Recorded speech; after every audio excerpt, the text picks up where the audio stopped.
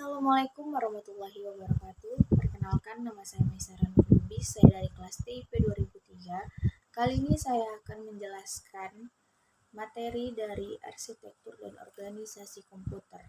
Saya akan menjelaskan dari pertemuan 1 hingga pertemuan 14. Yang pertama adalah memori. Memori merupakan istilah generik yang merujuk pada media penyimpanan data sementara pada komputer. Setiap program dan data yang sedang diproses oleh prosesor akan disimpan di dalam memori fisik. Operasi sel memori. Elemen dasar memori adalah sel memori. Walaupun digunakan sejumlah teknologi elektronik, seluruh sel memori memiliki sifat-sifat tertentu. Sel memori mempunyai dua keadaan stabil atau semi-stabil yang dapat digunakan untuk mempresentasikan bilangan 1 atau 0.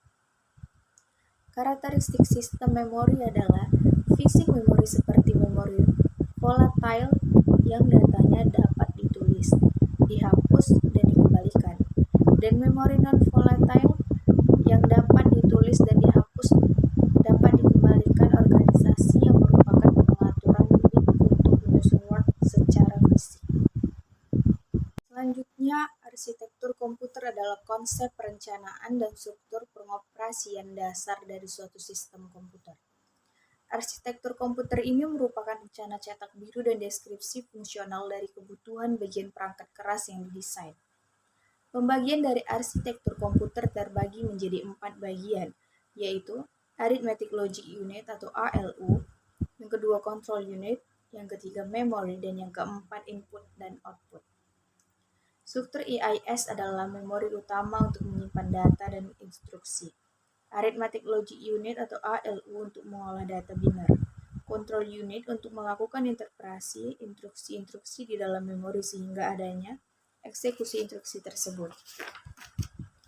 Berikut penjelasan struktur bus PDP-8.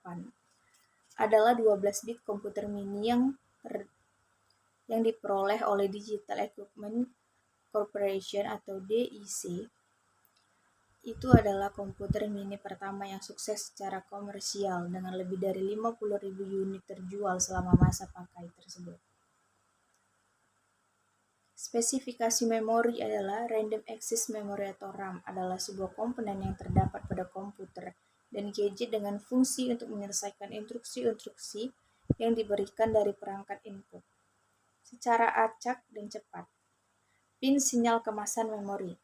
Alamat Word yang sedang diakses, data yang akan dibaca terdiri dari 8 saluran atau DO, D7, daya keping VCC, pin grounding PSS, pin chip enable atau CE, organisasi cache. Memori adalah digunakan untuk menjabatani perbedaan kecepatan CPU yang sangat tinggi dengan kecepatan RAM yang jauh lebih rendah.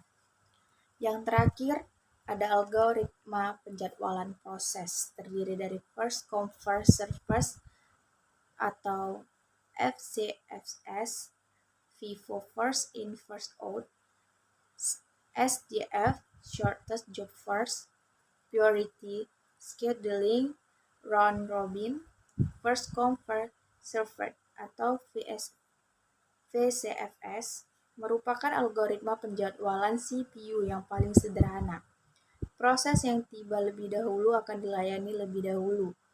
Kalau ada proses tiba data waktu yang sama, maka pelayanan mereka dilaksanakan berdasarkan urutan dan antrian. Yang terakhir, proses di antrian belakang harus menunggu sampai semua proses depannya selesai. Berikut penjelasan dari saya, lebih dan kurangnya saya mohon maaf. Assalamualaikum warahmatullahi wabarakatuh.